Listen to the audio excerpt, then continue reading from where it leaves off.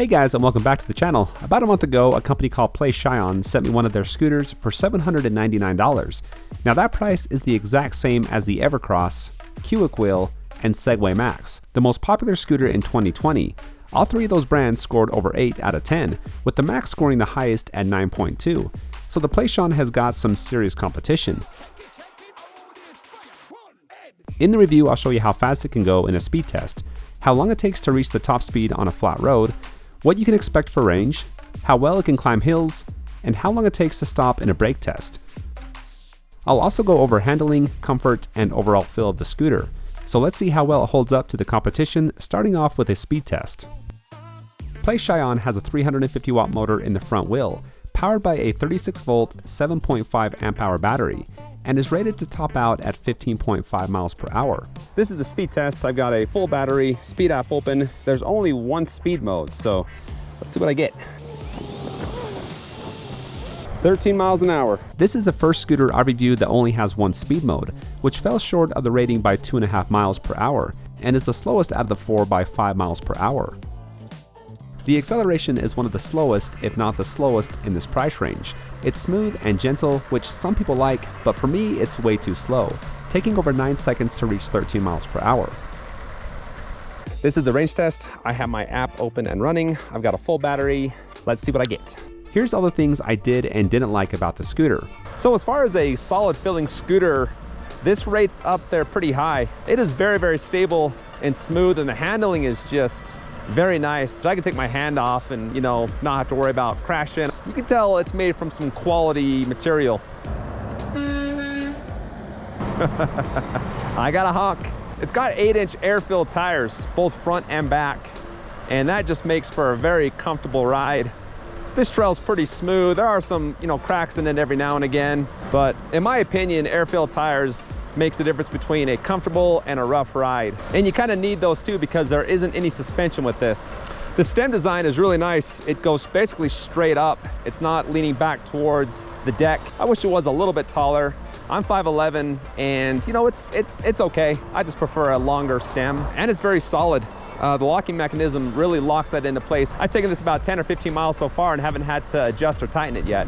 The scooter is designed to fit riders 3'11" to 6'6", and up to 264 pounds. I really like the grips. They're actually some of the bigger ones I've tried, and they just feel nice. It actually is a kind of a nicer, more expensive feeling rubber. There's a thumb throttle on the right side, and there's a kind of a nice textured rubber pad. It does have a bell that works very well, very loud. The deck is skinny, but it is long. It's not long enough for me to put my feet one in front of the other. I'm kind of overlapping by about 3 or 4 inches.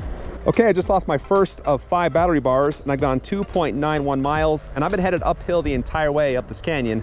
It's not very steep, but it is uphill. I've been going the fastest this can go, averaging about 13, 14 miles per hour. This is one of the slower scooters I've been on. After riding something that goes 30 miles an hour, 15 miles an hour, just is crawling. It's very, very slow. But if you're new to scootering, then it's a nice beginner scooter. This reminds me of the GoTrax. It's about the same size, feels the same, handles the same. They both have air-filled tires. They both top out about 15 miles an hour. And GoTrax is one of the best-selling scooters on Amazon. They sell a ton of scooters. So that is saying something for this thing. Well, I just lost another battery bar, and I'm at 5.17 miles with a 31-minute ride time, and I'm still averaging about 12 to 13 miles per hour. When I made it back down the mountain, I had a total of 14.22 miles with an hour ride time. There was about a half hour the app was running while the scooter sat as I was checking out the scenery. Elevation gain wasn't that bad, with only 928 feet gained. Now 14 miles was 4 miles less than what the scooter's rated for at 18 miles. And as far as competition, it was 1 mile less than Cuic Wheel and Evercross, and about 10 miles less than the Max. Playshion's scooter is rated up to a 15% hill. The one I'll be testing it out on is about 10 to 12%. Averaging 8 miles an hour, coming up to the steepest part of the hill, dropping down to 7, back up to 8.